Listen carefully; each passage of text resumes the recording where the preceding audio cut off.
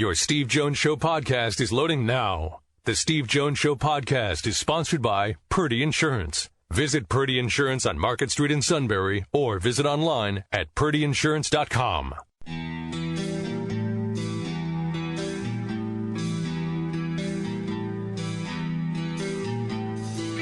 Sports talk where your voice counts. This is the Steve Jones Show on News Radio 1070 WKOK.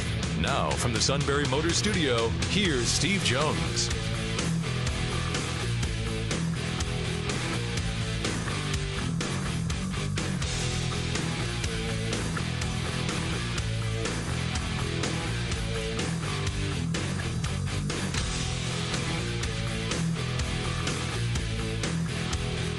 Great to be with you on this Monday. Here in the Steve Jones Show, brought to you by Purdy Insurance, Market Street in Sunbury. Go to purdyinsurance.com. Purdy's has served this valley for decades. And in the process of serving the valley for decades, they have found their customers the right insurance at just the right price. And if there's a claim, they go to work right away for you. I mean, they are your partner in all this. You have to have a great relationship with your insurance agent, and they do a great job, and always have for their customers. Always have. Purdy Insurance, Market Street in Sunbury. Go to purdyinsurance.com. And we're in the Sunbury Motors Studio. Sunbury Motors, 4th Street in Sunbury. Sunbury Motors Kia, routes 11 and 15 in Hummel's Wharf. Another great weekend, by the way, for the Penn State wrestling team. I found someone who was there. I hope it's Bob, because I don't want to hear from the suit. Bob is here. Yes, I'm here. Yeah, we'll get to that first, then we'll get to the basketball part, because that's obviously going to be a big, big game on Thursday night in the Jordan Center. But I wanted to get to the wrestling part first. It's a record crowd in the Jordan Center, nearly 16,000, and they were outstanding. Again, even though Vincenzo Joseph stumbled for the first time. Well, he was in the midst of a big throw to put his opponent on his back, and it's the old story of I got you, but you got me, and the other guy just leveraged his hips at the right time and put Vincenzo on his back for a 6-point move, and that was all she wrote, and a startling upset. Steve, this past weekend, 3 undefeated number 1 seeds in Division I wrestling were all upset, 2 from Ohio State and Vincenzo from Penn State. But otherwise, a pretty outstanding dual meet for the Lions in front of 15,998, the largest indoor crowd to ever see a collegiate wrestling match in wrestling history. Yeah, no, it was a great crowd that was in there, every seat taken. I've had people say, 16,000. Somebody said, can they get 16,000 for a basketball game? It's impossible. You can't. Again, you got to know logistics before you make the just dumb statements. I mean, you can put chairs on the floor for a wrestling match. Yes. Okay, so that's how you can get to 16,000. But it was a pretty raucous crowd, obviously into it from the 125 all the way through the great match by Nick Neville's. You know, the fans cheered him when he lost at Ohio State to the then number 1 wrestler, Snyder. But they cheered him even louder when he upset the number 3 wrestler from Iowa, Sam Stoll. Yeah, because this time you won. Yes, and the ovation was a lot louder this time, although it was just echoing through Rec Hall last week in the Ohio State dual meet. The interesting thing about the Iowa team is that 2 of the 3 guys that won were Pennsylvania guys from Franklin Regional High School out in western Pennsylvania in Westmoreland County.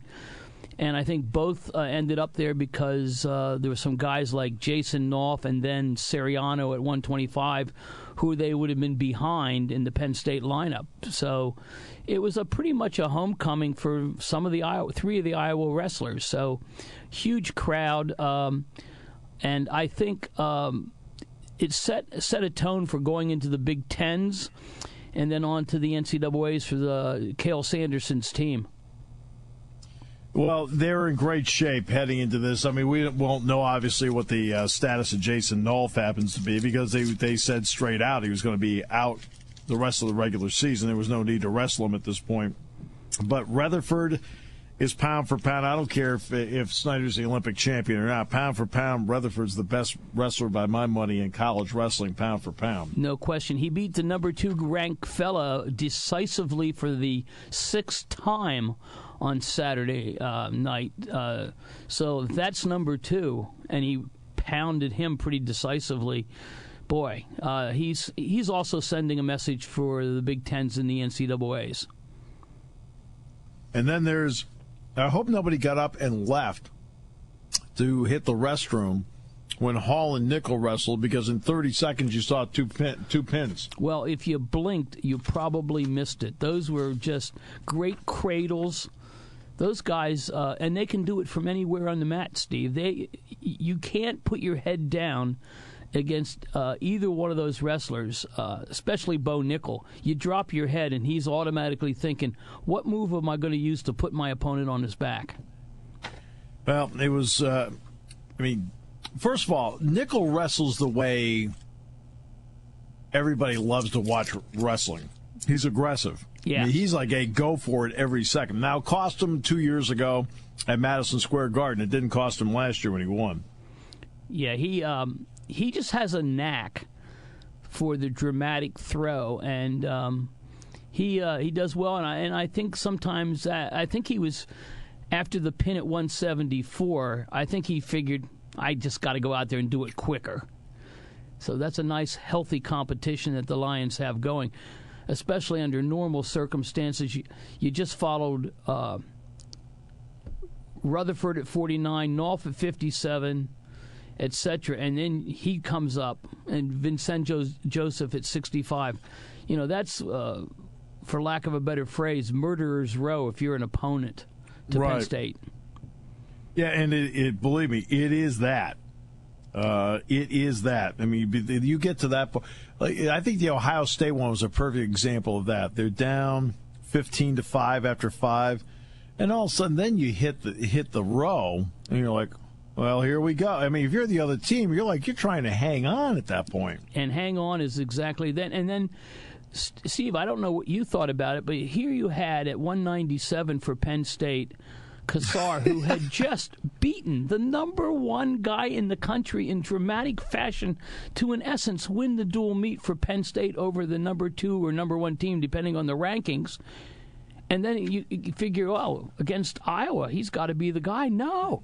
Penn State shifts wrestlers and puts another guy out there who just happens to be a dominant wrestler in his own right. Holy cow.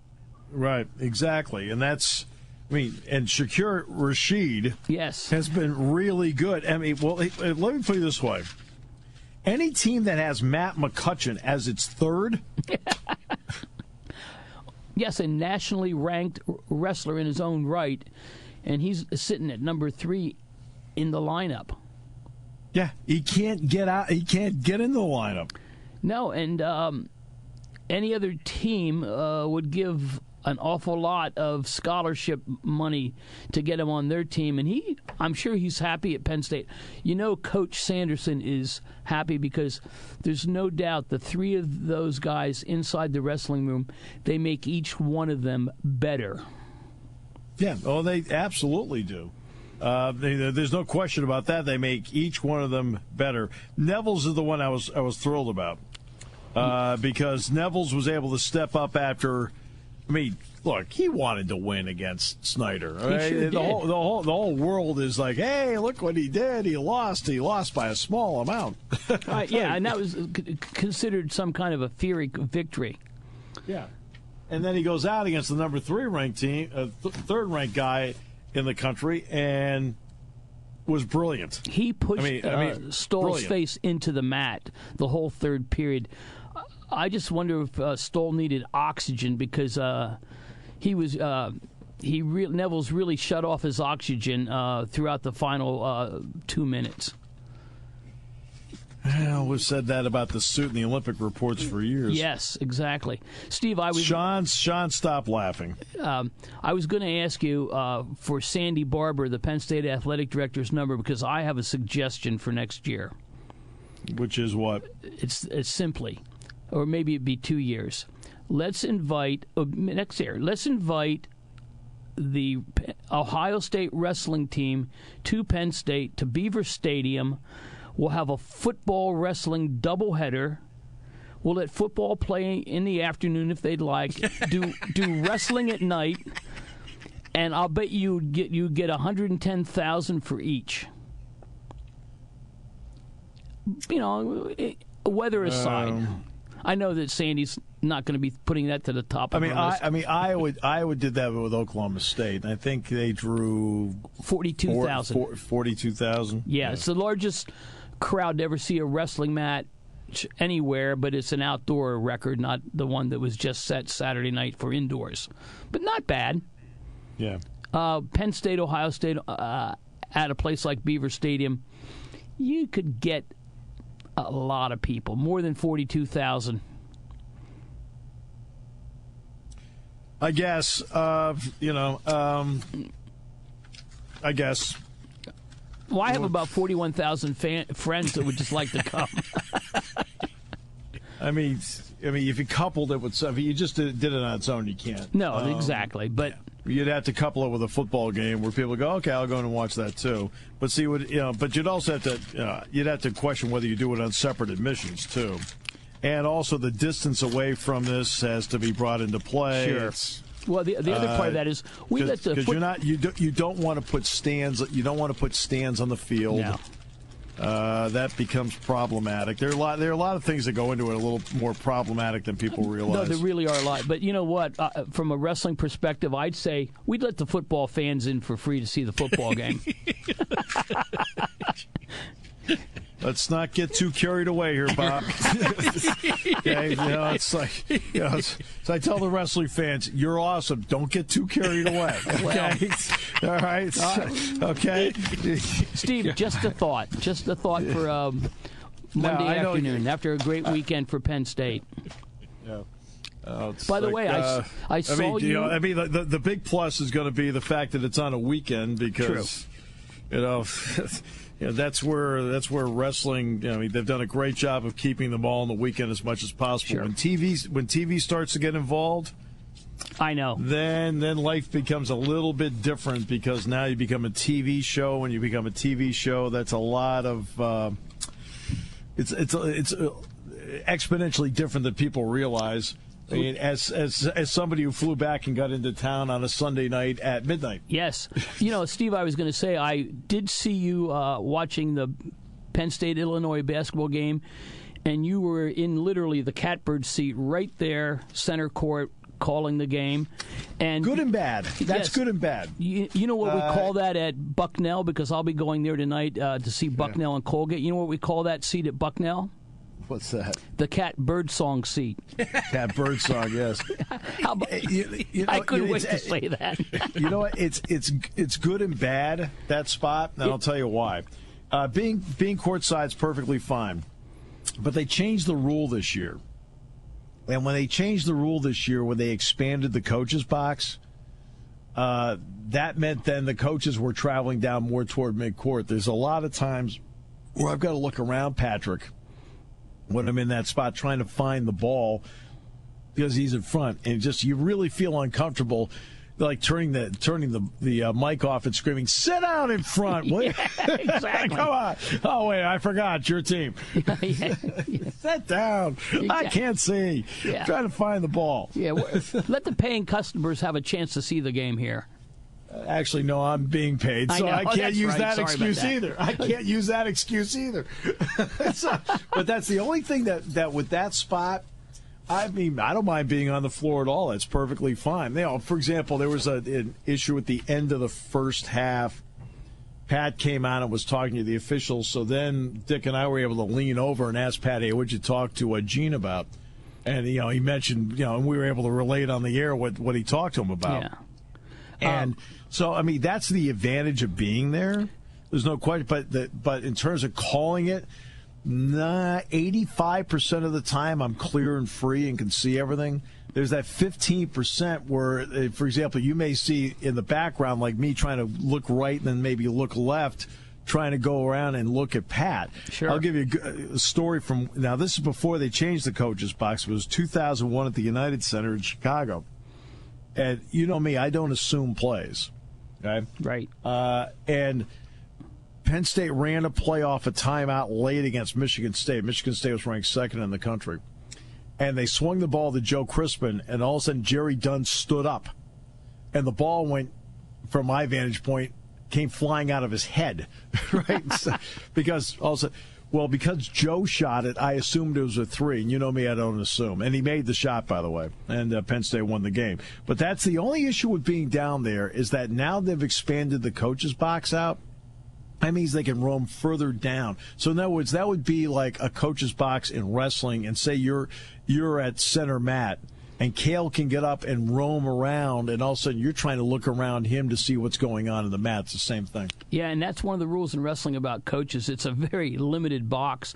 The interesting thing now for Bucknell, the announcers, as you know, Steve, at Soika Pavilion, they're on the opposite side from where the teams and the bench crew that runs the clock and does the announcing, etc., and the scores. So they don't have to worry about that, but they're on opposite side of the court.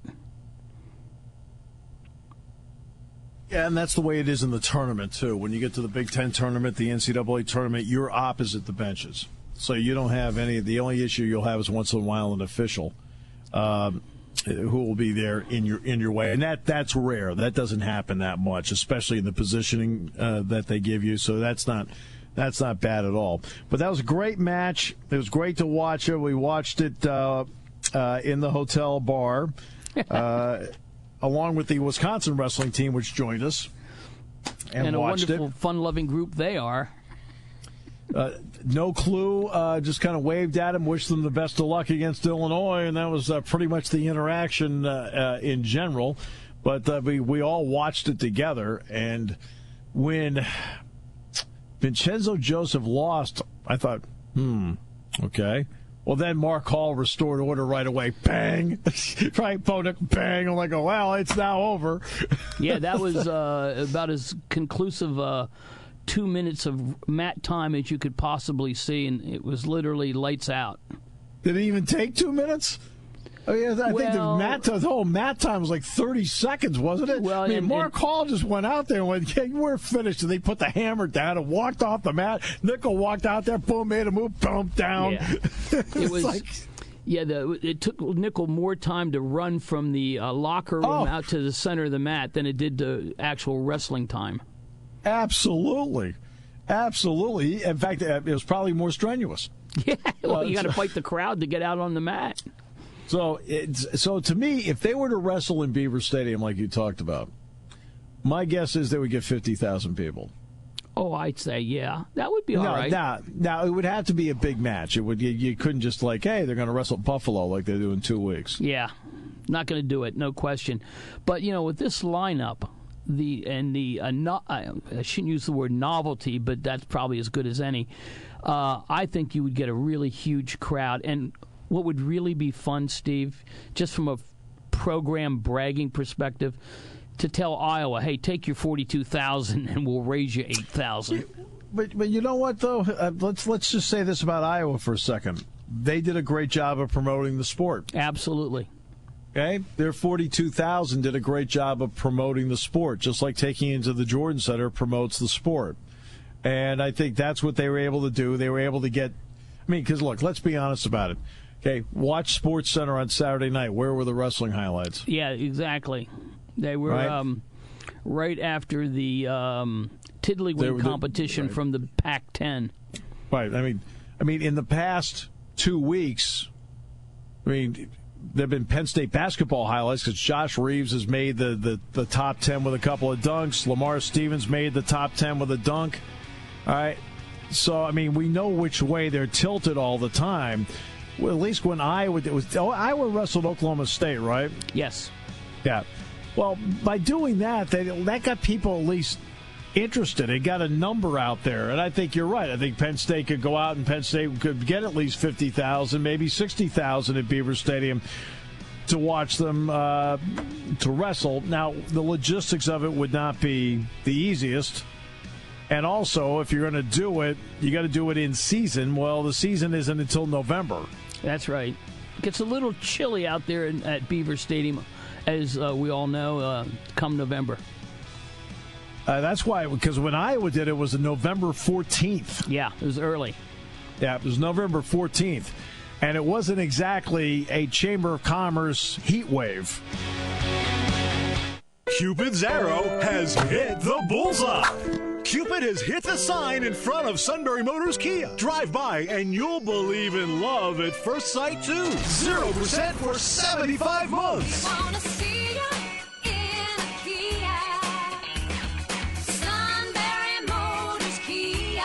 You'll fall in love with this deal at Sunbury Motors Kia. 0% financing for up to 75 months on 2018 Kia Fortes, Optimas, Sportages, and Serenos. See for yourself why Kia offers America's best value. An industry-leading 10-year, 100,000-mile powertrain warranty on the highest-ranked large car, compact car, small SUV, midsize SUV, and compact multi-purpose vehicle and initial quality according to J.D. Power. Looking for a pre-owned vehicle? Sunbury Motors Kia has 25 Kia-certified pre-owned vehicles on the lot. Cupid hit the bullseye of savings at Sunbury Motors Kia, routes 11 and 15 in Hummel's Wharf. Warranty is a limited powertrain warranty. For details, see retailer or go to kia.com. For J.D. Power award information, visit jdpower.com. See dealer for details. There are a lot of places to get insurance coverage, but only one place in the Susquehanna Valley ready to put 4 generations of experience to work for you. Hi, I'm Adam Purdy. At Purdy Insurance, we take the time to talk with you and find the right coverage for your needs. Everyone's situation is unique, so our approach is to customize coverage to best protect you. Whether it's home, auto, or business insurance solutions you need, call, email, or stop in to see how our commitment to personal service can help protect what matters to you. Taking your calls at 800-795-9565. This is The Steve Jones Show on News Radio 1070 WKOK. Now, from the Sunbury Motors Studio, here's Steve Jones. Today's show brought to you by Purdy Insurance, Market Street in Sunbury. Go to purdyinsurance.com. And the Purdys have served this valley for decades, finding their customers exactly the insurance they need at the best price possible. If there's a claim, they jump right in as if it happened to them. They're your partner. Purdy Insurance, Market Street in Sunbury. Go to purdyinsurance.com. We are in the Sunbury Motors studio. Sunbury Motors, 4th Street in Sunbury. Sunbury Motors Kia, routes 11 and 15 in Hummel's Wharf. The 2020 schedule now complete for Penn State football. Nevada and San Jose State will sandwich a game at Virginia Tech in 2020. As you know, the Penn State-Pitt series does end after 19, and at least through 2025, it is not going to be on the schedule. Okay, at least through 2025, it is not going to be on the schedule. So 6 seasons, 20, 21, 22, 3, 4, and 5. There will be no Pitt game on the schedule. They've also got Bowling Green picked up in 24. The prime game non-con will be at Virginia Tech in 20, home with Auburn in 21, at Auburn in 22, home with West Virginia in 23, at West Virginia in 24, and home with Virginia Tech in 25. So that's how that's going to work. So Nevada and San Jose State round out the 2020 schedule, sandwiching a game at Lane Stadium against Virginia Tech in 2020. So that's how that's going to work out and play out. And we were talking about wrestling earlier. Obviously, big win over Iowa, near record. Actually, it was a record crowd, 15,998, so nearly 16,000 in the Jordan Center to see America's best wrestling team go head-to-head and beat Iowa, really in the end with relative ease. Even though Vincenzo Joseph lost, everybody else, I mean, Neville's won big. Shakir Rashid won big. Hall in a pin. Nickel and Bo Nickel was able to go out and win by fall. I thought Nick Lee wrestled really well. Really, really well. It was a great weight class and a nice bounce-back win for Lee at that weight class. Coming on strong. Yeah, indeed coming on strong. All right, now let's get to the basketball part of it because the game will be Thursday night in the Jordan Center when they take on Ohio State because we spent the first half hour on Penn State wrestling. So let's now get to the basketball part of it, and that is Penn State's going for its fourth straight win. Ohio State comes in. They've lost only one time in the Big Ten, and that was to Penn State. And that game will be Thursday night in the Jordan Center. Neither team, let's see, Penn State has lost once since. That was at Michigan State. And Ohio State, which, by the way, has lost neutral court games, actually has not lost a true road game this year. They are 5-0 in playing in somebody else's building, which is impressive, including the rally and beating Purdue last week. They took on Iowa Saturday. They took them out with complete ease Saturday, just like Penn State took out Illinois pretty much with complete ease yesterday. If you are a good team, you are not in close games. Okay? The only time you're in close games is when you're against comparable competition or, circumstances dictate. But if you're a good team, you aren't in close games. Well, what close games? Let's see. Rutgers, close game? No. Iowa, close game? No. Illinois, close game? No. Penn State's been winning those games. And then the other part is people say, well, then Penn State doesn't perform well in close games. The last 3 games decided by 5 points or less, Penn State won all of those games too. So they're playing well, and what you have right now is Ohio State playing great basketball, even with the suspension of Cam Williams. They're playing great basketball, but guess what?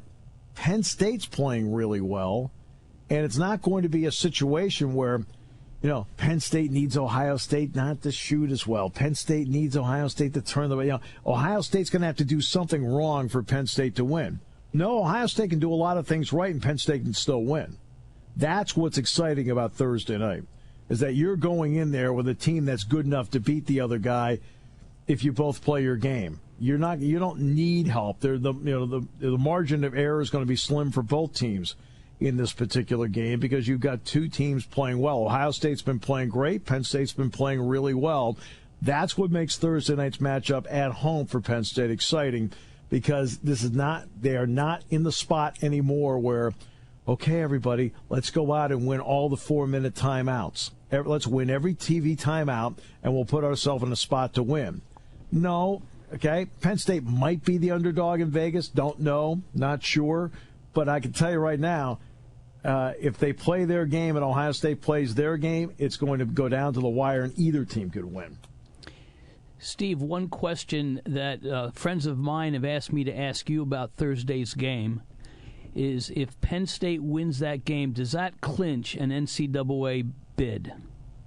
No, I mean, see, I'm not looking at any of that right now. Okay. Bob, I've not taken a long look at it. There's so many elements that will come into play. Conference championships, how the conference tournaments play out and so forth. Penn State has, in its final 4 regular season games, they have Ohio State at home. All right. Consensus top 15 team. Some say maybe top 10. Penn State plays at Purdue. Consensus top 5 team. Penn State then comes back home to take on Michigan. Consensus top 20 team. Then Penn State has to play at Nebraska. What they have, Bob, is golden opportunity. Let's take it back to football for a second. After Penn State played Ohio State and Michigan State, in reality, what did Penn State not have? They did not have opportunity down the stretch. They had 3 games that they had to win and did. But the opportunities were Rutgers, Nebraska, and at Maryland. there wasn't going to be that one win down the stretch where everybody sat back and went, whoa, okay, all right. The Ohio State, Michigan State thing, look at that. They bounced right back. Now, they ended up with a win like that, but it turned out it was against Washington in the Fiesta Bowl, but that was after, of course, the Final Four had been determined. That's the difference between what happened in football. That opportunity to get, those games down the stretch did not present opportunity. All they presented were danger for Penn State. If they lost any one of those games, it would have been like, wow. But they were expected to win all of those games. They were expected to win all 3 games with relative ease. They did do the expected, which is important, but you didn't have that wow moment in the last 3 games that could have made up for maybe Ohio State, Michigan State. For basketball, they put themselves in a position where with the last 4 games, they at least have that opportunity to maybe have a wow moment or 2 or 3 down the stretch. That's what they have. And it is quite a stretch of great teams to have the opportunity to play. No question about that. Well, and what they have is in the standings, you have 4 teams in the Big Ten under this format that get the double bye. Well, Penn State will face 3 of those 4 teams that are currently in those spots in the next 4 games.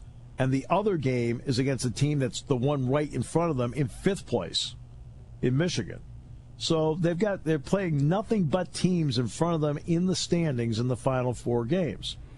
Now we get to see how it plays out, and I'm anxious to see how it plays out for them because they played really, really well. You want to test yourself against the best. We just saw Penn State in wrestling the last 2 weekends test themselves against the best and win against the best shorthanded each of the last 2 weeks. I mean, shorthanded. Wrestling team won. Shorthanded. No Nolf. Yeah, and obviously they really worked to compensate. And that's, I think the question for this Penn State team is, will they rise to the occasion, knowing they have these 4 pretty serious challenges in front of them, a real test for the Lions? Well, they're best equipped to do it now because they've got everybody back, and everybody, for the most part, is playing pretty well. Getting Josh Reeves back has meant a lot for Penn State because I've always felt, you look at Saquon Barkley. Barkley had the ability to make everybody else around him better. But there was always one guy that had the ability to make Barkley better, and that was Trace McSorley. Now, let's go basketball. Tony Carr is the best player on the basketball team. There's no question about that. But there is only one player out there that makes him better, and that's Josh Reeves. Josh Reeves, Carr is the best player. Reeves is the most valuable player. He makes the other 4 guys on the floor better, including Tony. And you notice how Carr has played under far greater control, not as many shots since Reeves came back. Not because Reeves is gobbling up shots, but because I think Tony doesn't feel the necessity anymore to take more shots to compensate for Josh not being there. And so with Reeves back, the ball doesn't stick, it moves. You know what kind of on-the-ball defender he is, although yesterday he was in foul trouble almost all day. And that's where, sometimes your bench will do things in such a way where you can get maybe scoring out of them, maybe you'll get some defense. Yesterday, Penn State's bench really kept them within arm's length. Nazir Bostic played really well. He's playing much smarter. He's playing more under control. I know Nas thinks that every shot on the floor is his. I think I'll throw the ball to Nas at the free throw line. He's 75 feet away. Nas, don't shoot it. All right, so because Nas thinks he can make it, all right? Take my word, he thinks he can. All right, but you notice how he's not doing that. He's not taking those shots. He's doing things under control. He's making better basketball decisions. Julian Moore's playing like a fifth-year guy, in position, blocking some shots, getting some rebounds, holding the fort till Watkins can get back out there. Wheeler's just an absolute pest. You hate to face him. Offensively, he's going to have to become a better player at some point. He took 1 3-pointer yesterday. You're like, no, not now, Nas. I mean, not now, Jamari. No. Save it for when the game's out of hand, then you can experiment with it. But and John Harrar gave them some decent minutes too, which helped. So their bench, Penn State outscored Illinois 42-16 the final 21 minutes and 13 seconds. 42-16. They ran off 17 unanswered points. Illinois has played almost everybody at home tough as nails. Illinois is 11-3 at home this year. So despite their overall record at home, they have felt at least a comfort zone. And Penn State took them completely out of their comfort zone. And even though Illinois hung in, my point to Dick in the pregame show was quite simple. If you go out and you get the lead on this team, you will watch their shoulders go down because they'll look at each other and go, oh, great, here we go again. And once Penn State got on top of them, you can see their body language went right down into the tank. You just see it because it was almost like, oh, here we go again. And Penn State, what they did was there's certain steps that teams have to make. Number one, you have to have the ability to win at home. Then once you conquer the ability to win at home, and now the home crowd means something to you, now the next part is, can you then go out, can you win on the road? Penn State's now won 3 Big Ten games on the road this season, at Iowa, at Illinois, and at Ohio State.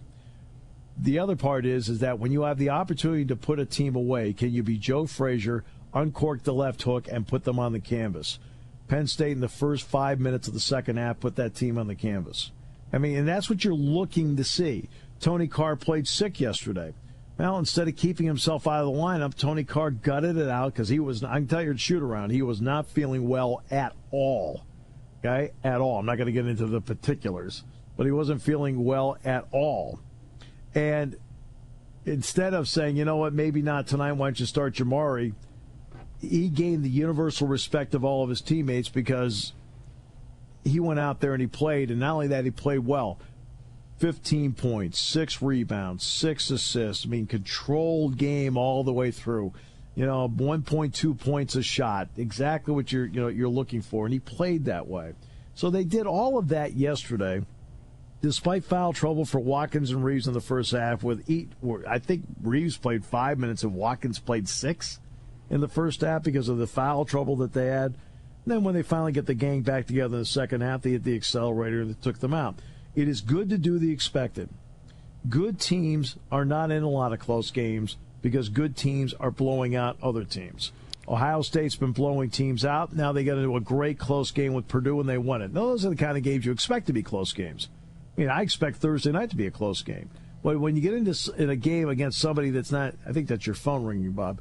I think when you get into games where where you're expected to be somewhat of the prohibitive favorite, you're supposed to take the bull by the horns and make it happen.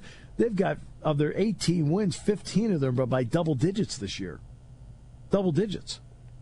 I mean, and remember, a lot of those wins were in the Big Ten. So they've done this, and they've put themselves in this spot where now you're going to really find out exactly where you are and what's in the tank in front of your home crowd on Thursday night. So it's been an exciting time in the Jordan Center with Saturday night, nearly 16,000. Now you got this game coming up on Thursday night, and then you have fun in there on Friday, Saturday, and Sunday. Not a bad 4 or 5 days of packing the Jordan Center. I truly hope, Steve, that the Penn State fans come out Thursday night to really pack the Jordan Center in the similar way that it was for wrestling.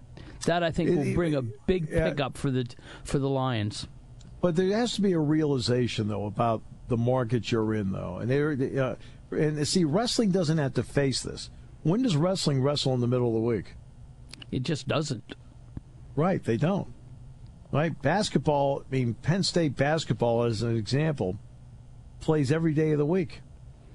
Penn State has already played on a Monday, a Tuesday, a Wednesday, a Thursday, 2 Fridays, a Saturday, and Sunday. They play 7 days out of the week. And it's really hard to keep track of sometimes. But it's not easy for, let's say, the fan base in Harrisburg. It's an hour and a half away. Well, getting out of work and driving up here on Thursday night, it would be easy. Game's at 8 o'clock. But the game ends. Now what do you do? Yeah. You got to be at work on Friday morning. that entails a decision as opposed to a Saturday. Like, hey, got plenty of time. Maybe I'll stay overnight. Whatever.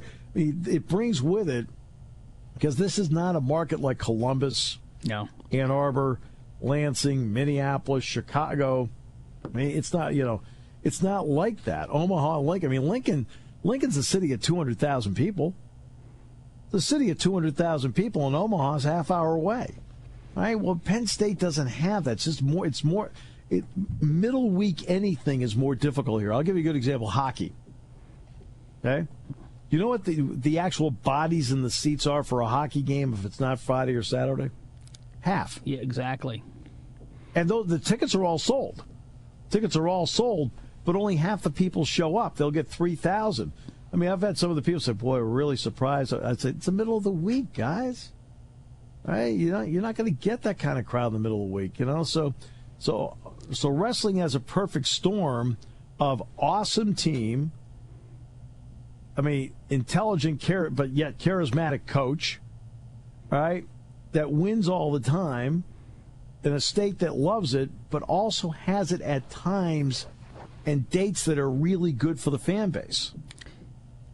And we know with television that the same cannot be said for basketball. It seems like the Big Ten Network or the other sports networks are really telling you when you can schedule a game, and it's Thursday nights in the middle of winter.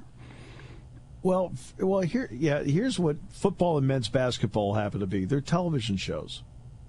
Okay? Absolutely. What time slot do you fit in? 2 years ago, Penn State wrestled Ohio State. It was a Friday night at 6.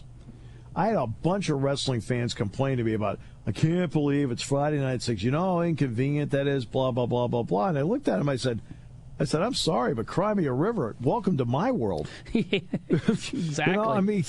Okay. Let's see. Let's check out the most recent schedule for Penn State. Let's see. Sunday night at 7 o'clock in Illinois.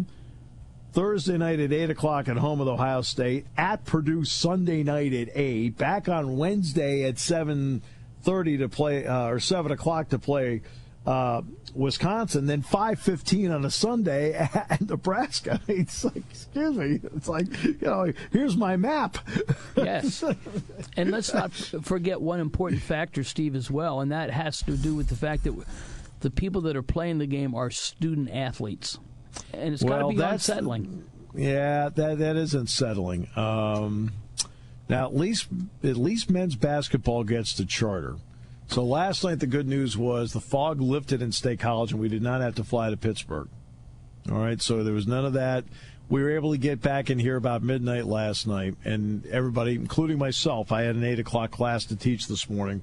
Everybody was back with a chance to do it. Wrestling, it's hard for them when they have these Sunday matches. I mean, they've got to get back here, and they don't have a charter to do it. So the chartering part does help big time. And at least for them, the convenience of wrestling weekends is at least it keeps the amount of class time missed down to a minimum when they're on the road. Yes, because obviously, if you're going to wrestle on a Friday night, you're going to have to miss class time on Friday. You can't avoid it. But at least it keeps that part down to a minimum by the schedule with which they wrestle. The odd thing is the Big Ten tournament's coming up for basketball. This will be, the 21st Big Ten tournament? It'll only be the second time that Penn State has ever missed class for the Big Ten tournament. It's only the second time ever. Because they've always been during spring break at Penn State, with the exception of one other year. So, so even that's worked out over the years in terms of not missing class. And you've got great students in the wrestling program who are also great wrestlers. You've also got great students in the basketball program. They've had a 100% graduation rate each of the last 5 years in basketball. So, and what's really interesting, so everyone understands, I want Penn State to sell out the Jordan Center every single time and set records every single time. I want all 10 wrestlers to win Big Ten championships. I want all 10 wrestlers to win national championships. I want to see Penn State wrestling be the best every single year it can be. And you know what's really interesting is if you were to ask Cale Sanderson if you wanted Penn State basketball to be successful, he'd tell you absolutely, because Cale Sanderson is the ultimate team player. No question. All right. So that's why there's a very tiny fragment out there, and it's very small, very tiny fragment that feels like they have some rivalry with basketball, and that basketball has some rivalry with wrestling. That's a tiny fragment of the fan base. Drop it. Nope, okay? it's not true. Drop it, okay? Okay? If it says Penn State across the singlet, I'm the first guy saying, go get them. So is James Franklin. All right? And if it says Penn State across the front of the basketball jersey, I can tell you Cale Sanders is like, go get them. All right? That's what it's about. And I still say it's amazing that Neville's got the biggest cheer of any Penn State loss I've ever seen in my life. I mean, I'm watching that thing. I'm going, yeah, way to go, Nick. You're listening to News Radio 1070 WKOK Sunbury. You can hear us anywhere in the world with the Sunbury Broadcasting Corporation app.